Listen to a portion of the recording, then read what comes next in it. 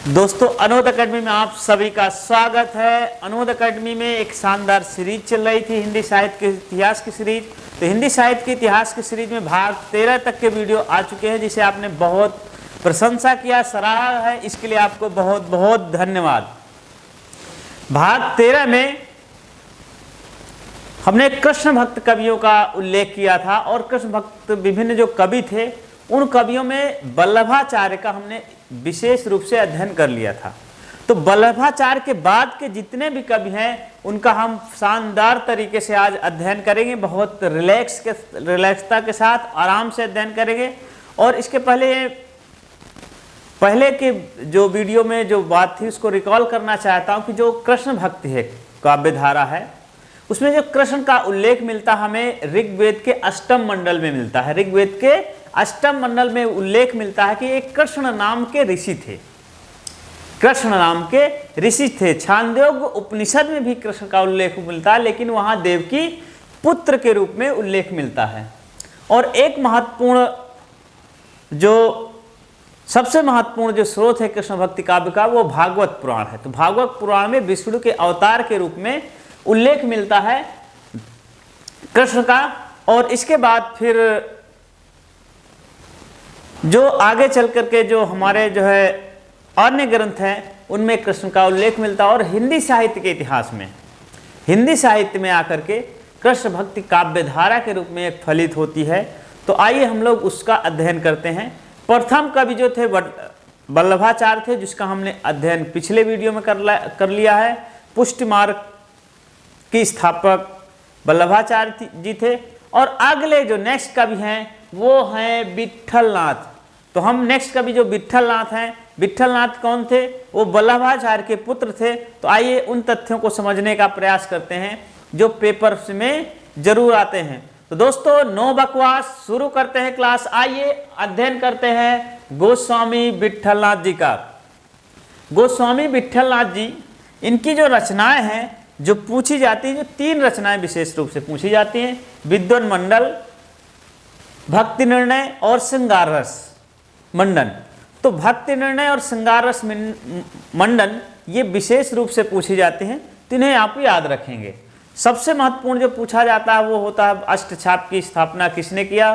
तो वो है विट्ठलनाथ, गोस्वामी विट्ठलनाथ जी ने अष्टछाप की स्थापना किया। और कब किया? 1565 में किया।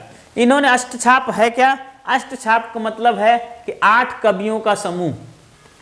ऐसे कृष्ण भक्त कवि जो 8 कवि थे उनकी स्थापना 1565 में किया है। और कहा ये विशेष कवि हैं और ये कृष्ण भक्ति के शीर्षस्थ कवि के रूप में इन्होंने इन 8 कवियों को स्थापित किया। 8 कवि में ये कौन कौन से थे?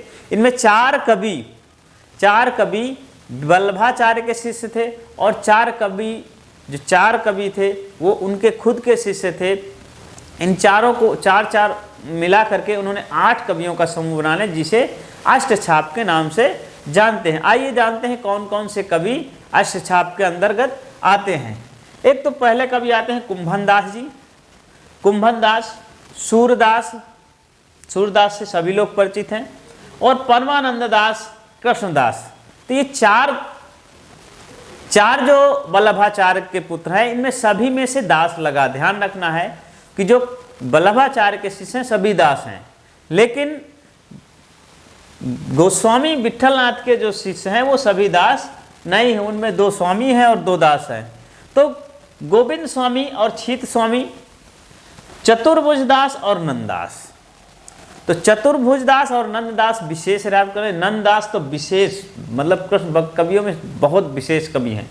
तो नंददास और चतुर्भुज दास, इन 8 कवियों को हम लोग याद रखेंगे। इनसे पेपर में पूछा। एक कथन बहुत पूछा जाता है कि ये कथन किसका है? ये कथन ये पूछा जाता है, पुष्टमार का जहाज जात है, जाको कुछ लेने हो सो देव।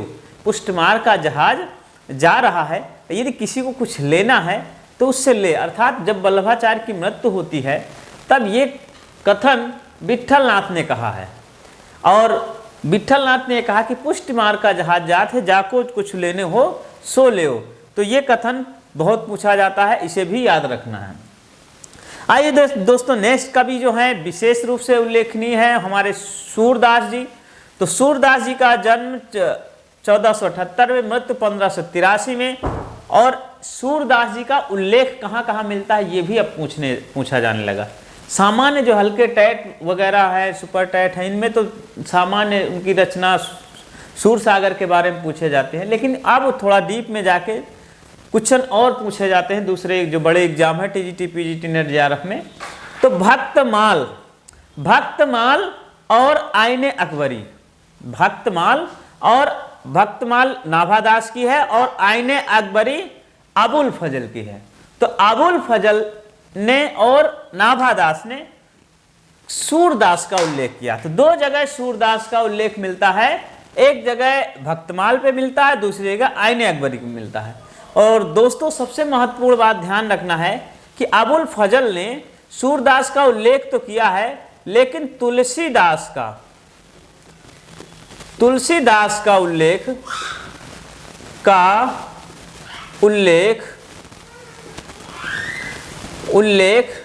नहीं किया है, क्योंकि जबकि उसी समय तुलसीदास जी का भी कार्यकाल है, लेकिन आईने अकबरी में तुलसीदास जी का उल्लेख कहीं पे देखने को नहीं मिलता है। इनके जो प्रमुख रचनाएं हैं जो प्राय एग्जाम्स में पूछी जाती है, सबसे महान इनकी प्रसिद्धि का कारण सूरसागर, इसमें 12 स्कंद हैं और भागवत पुराण पर आधारित है। साहित्य लहरी नायिका भेद है। सूरसरावली सूरसागर की विषय सूची के रूप में जाना जाता है। यदि कहा जाए विषय सूची किसे कहा गया है तो सूरसरावली को कहा गया है। सूरदास जी को वात्सल्य का सम्राट कहा गया है।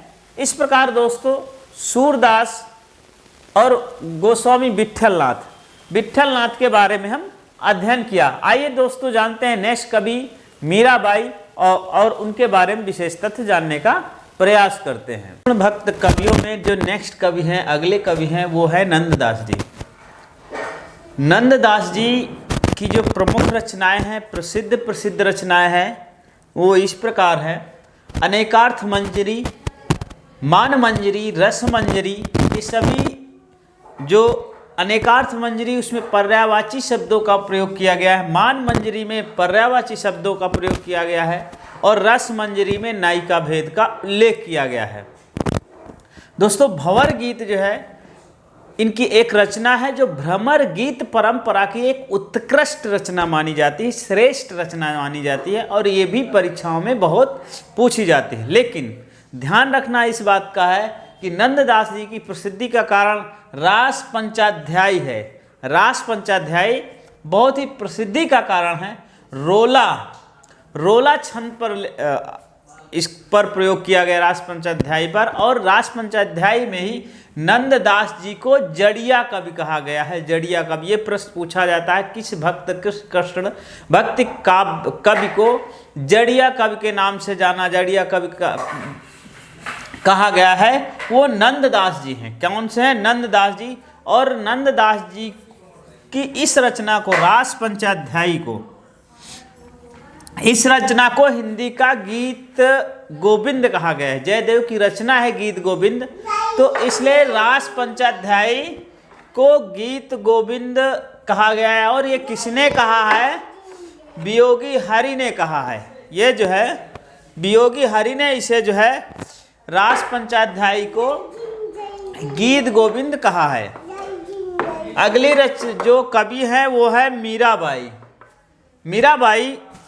मीराबाई के संदर्भ में ये कहेंगे कि ये सगुण और निर्गुण दोनों साधनाओं का प्रभाव इसमें देखने को मिलता है। इनकी भक्ति भावना माधुर्य भक्ति भावना है।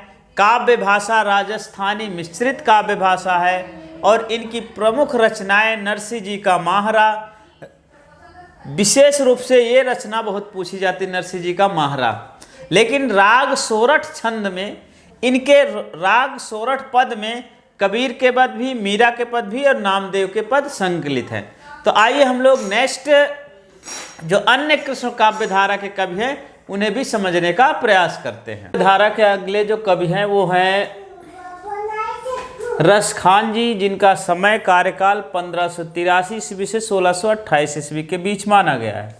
इनका वास्तविक नाम सैयद इब्राहिम खां था और इन कवियों को पीयूष वर्षी कवि के नाम से जानते हैं, अमृत की वर्षा करने वाले कवि के रूप में जानते हैं कि इनकी वाणी में इतनी मधुरता है। और रसखान कवि की जो सबसे प्रसिद्ध विशेषता ये है कि उनकी जो भाषा बहुत ही सरल है और सामान्य लोगों में समझ आ जाती है। तो रसखान जी एक जगह कहते हैं कि मानुष हों तो वही रसखान, बसों निज गोकुल गांव के ग्वारन। मैं गोकुल गांव के ग्वारन में उनके बीच रहने को मुझे मिले, ऐसी कामना करते हैं रसखान जी। ये भारत में सौहार्द का एक बहुत अच्छा प्रतीक है कि एक मुसलमान कवि होकर के उसकी आस्था श्री कृष्ण भगवान पर है, और ये भारतवर्ष की आत्मा है, यही भारत की पहचान है। सुजान रसखान इनकी एक रचना है। दूसरी रचना दान लीला है, तीसरी रचना अष्टयाम है, और चौथी रचना प्रेम वाटिका है। तो रसखान की जो ये रचनाएं हैं, ये रचनाएं विशेष रूप से पूछी जाती हैं। विशेष रूप से ये 4 ही रचनाएं हैं जो पूछी जाती हैं, अष्टयाम, प्रेम वाटिका, दान लीला और सुजान रसखान। आइए हम नेक्स्ट कवि को देखते हैं, रहीम दास जी। ये दोनों, रहीम दास और रसखान, दोनों मुस्लिम कवि हैं। इसके बावजूद भी इनकी आस्था कृष्ण पर है। इनकी रहीम दास जी की जो एक रचना है बरवय नायिका भेद, आपने तुलसीदास जी के काव्य में पढ़ा होगा बरवय रामायण। तो बरवय रामायण जो उन्होंने लिखा था वो रहीम दास की बरवय नायिका भेद से प्रेरित होकर के उन्होंने बरवय रामायण लिखा था। नागर शोभा एक इनकी प्रसिद्ध रचना है। नागर शोभा में क्या है, नगरीय स्त्रियों के सौंदर्य का वर्णन किया गया है, उनके सौंदर्य का चित्रण किया गया है। खेत कौतुकम जातकम, खेत कौतुकम जातकम इनकी रचना है, जो ज्योतिष ग्रंथ है, जिसमें ज्योतिष से रिलेटेड बातें बताई गई हैं, ज्योतिष की जानकारी है इसमें। तो खेत कौतुकम जातकम को भी आपको याद रखना है। मदनाष्टक इनकी एक प्रसिद्ध रचना है जो खड़ी बोली में लिखी गई। किस में लिखी गई? खड़ी बोली में लिखी गई है। और इस मदनाष्टक में जो कृष्ण का चित्रण किया गया है, किसका चित्रण किया गया है? कृष्ण भगवान के, कृष्ण की लीलाओं का चित्रण किया गया है। और अगला है दोहावली, इनकी नीति परक दोहे हैं। तो इनकी जो नीति परक, नीति के लिए रहीम दास जी बहुत प्रसिद्ध हैं। इन्होंने एक जगह कहा कि खीरा मुख से काटिए, मलियत नमक मिलाए, रहीमन करवे मुखन को चाहियत यह सजाए। तो रहीम दास जी का ऐसा कहना है। दोस्तों आइए हम लोग अब जो कृष्ण भक्त कवियों से रिलेटेड विभिन्न कथन है या पंक्तियां हैं, उनका हम लोग अध्ययन करते हैं, क्योंकि वो बहुत पेपर्स में पूछे जाते हैं और उन्हें हम समझने का प्रयास करते हैं। कृष्ण भक्त कवियों में जो कुछ कथन बनते हैं वो इस प्रकार हैं। सूरदास पर विशेष कथन बनते हैं जो परीक्षा में पूछे जाते हैं। तो सूरदास जी के बारे में जो उनकी कुछ पंक्तियां हैं, ये पेपर्स में ज़रूर पूछे जाते हैं कि भरोसो दृढ़ इन चरणन केरो। ये पंक्तियां बार बार पूछी जाती, इसे आपको याद रखना है। अब गति कछ कहत ना आवे। सूरदास जी कहते हैं कि अब जो हमारी गति है ईश्वर को प्राप्त करने के बाद कुछ कहते नहीं बनता। अर्थात जिस प्रकार व्यक्ति जो है गूंगा व्यक्ति हो और उसे कह दिया जाए कि शक्कर का टेस्ट या चीनी का टेस्ट या गुड़ का टेस्ट बताए तो नहीं बता सकता। उसी प्रकार परमात्मा को प्राप्त कर लेने के बाद उस परमात्मा के आनंद को नहीं बताया जा सकता। मोह हम कौन कुटिल खलकामी, तो ये भी सूरदास जी की पंक्तियां हैं। तलफत रहत मीन चातक ज्यों, ये भी सूरदास जी की पंक्तियां हैं, पदों से लिया गया। और अखियां हर दर्शन को प्यासी, ये बहुत पूछा जाता है। अखियां हर दर्शन को प्यासी, तजो मन हरि विमुखन को संग, जो हरि से विमुख हो गए हैं उनका संग त्याग देना चाहिए, उनका साथ त्याग देना चाहिए। ये सूरदास जी की जो प्रमुख पंक्तियां हैं। सूरदास जी के बारे में जो कुछ कहा गया है वो इस प्रकार है कि सूरदास जी की कविता में हम विश्वव्यापी राग सुनते हैं, वो राग मनुष्य के हृदय का सूक्ष्म उद्गार है। तो ये जो कथन है रामचंद्र शुक्ल का है, बहुत पूछा जाता है। एक अन्य कथन पूछा जाता है कि भ्रमर गीत सूर साहित्य का मुकुटमणि है। प्रायः ज़्यादातर टिप्पणी जो है रामचंद्र शुक्ल द्वारा सूरदास जी के बारे में की गई है, इसलिए ये कथन भी रामचंद्र शुक्ल का है। वात्सल्य और श्रृंगार के क्षेत्रों का जितना अधिक उद्घाटन सूर ने अपनी बंद आंखों से किया, उतना किसी और ने नहीं। इन क्षेत्रों का वे कोना कोना झाँकाए। तो सूर वात्सल्य का जो कोना कोना झाँकाए, ये कथन बार बार पूछा जाता है और ये कथन रामचंद्र शुक्ल का है। यदि प्रबंध काव्य विस्तृत वनस्थली है तो मुक्तक काव्य चुना हुआ एक गुलदस्ता है। तो दोस्तों, जो सूर साहित्य में जो प्रमुख कथन हैं सूरदास जी के बारे में जो कहे गए हैं और सूरदास जी की जो प्रमुख पद हैं जो पूछे जाते हैं, वो इस प्रकार थे। इनको जरूर ध्यान में रखना है। भरोसो दृढ़ इन चरणन के, ये जरूर पूछा जाता है। और तलफत रात मीन चातक ज्यों और अखिया हर दर्शन को प्यासी, ये आपको विशेष रूप से उल्लेखनीय है और विशेष रूप से पेपर में जरूर पूछे जाते हैं। दोस्तों, आज की क्लास यहीं तक। नेक्स्ट क्लास में हम हिंदी साहित्य के इतिहास के भाग 15 को लेके आएंगे और तब तक के लिए आप जो है अनोद अकेडमी से जुड़िए और लोगों को जोड़ते रहिए।